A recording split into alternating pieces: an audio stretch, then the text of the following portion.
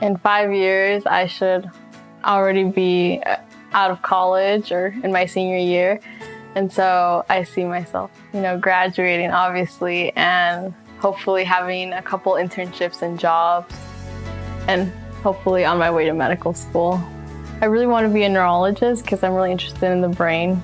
If I was on a deserted island and I could only bring 3 things, I think I would bring a solar-powered charger, and along with that, my phone, because I have all my stuff in it, and probably a blanket for when it's cold. My favorite food is probably really good spaghetti. I don't know why, because when I was younger, that's what I would usually order when I went to restaurants, and so I think it's just still with me to this day. Words I think I would use to describe myself are humble, kind, and smart, but I feel like I can't really say I'm smart if I'm still humble. I don't know. If I had to give a message about water that everyone would hear, I think I would say that we need to start conserving it now, just because conservation isn't something that needs to be considered for in the future.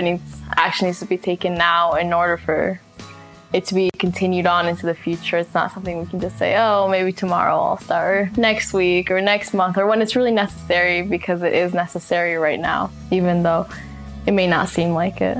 I enjoy running because it gives me the opportunity to clear my head, even though there's a million things going on, I'm really stressed. When I run, I realize I can't just stop, especially because I'm a part of a team, and so that just gives me the opportunity to just forget everything that's going on and just enjoy the moment.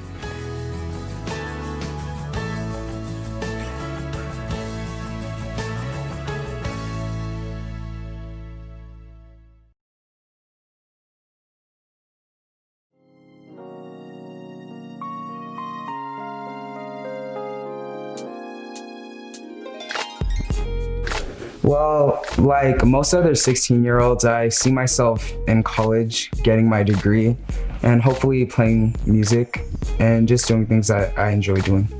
I only take 3 things on a deserted island. I would probably take my drum kit, my phone, and then a solar charger to charge my phone with. If I could talk to one person from history, it would probably be the Apostle Paul, and I'd ask him what was going on in his head when he was on his way back to Rome.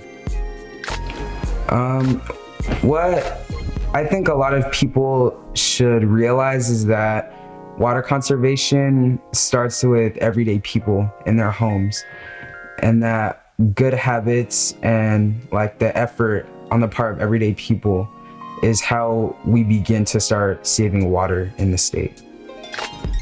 In 3 words, I would describe myself as goofy, thoughtful, and expressive.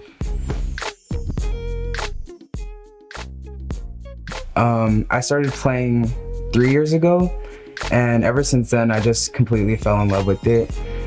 The reason why I enjoy it so much is there's a lot of creative freedom behind the drum set, and it really gives you a chance to be an individual and be unique.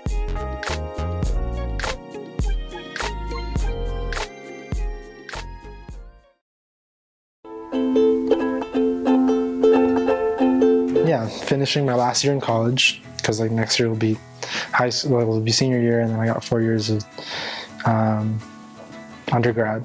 But I don't really know where I want to go yet, and I'm not really entirely sure what I want to be, but I'm sure I'll know in 5 years. On a deserted island, what would I take with me?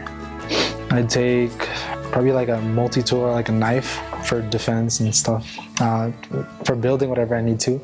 A lighter to start fires, that's pretty obvious, self-explanatory. And then the last thing would probably be my ukulele, because if I'm going to be stuck somewhere for I don't know how long, I'm going to be bored as heck, and I'm going to need something to keep me busy. I mean, it's fun. It's going to keep me sane. Former Vice President Al Gore, who should have been president. Why? because he's like a big proponent for climate change and stuff, which I think is very real and undeniable and definitely should be addressed. There's one message that I would like people to hear about water.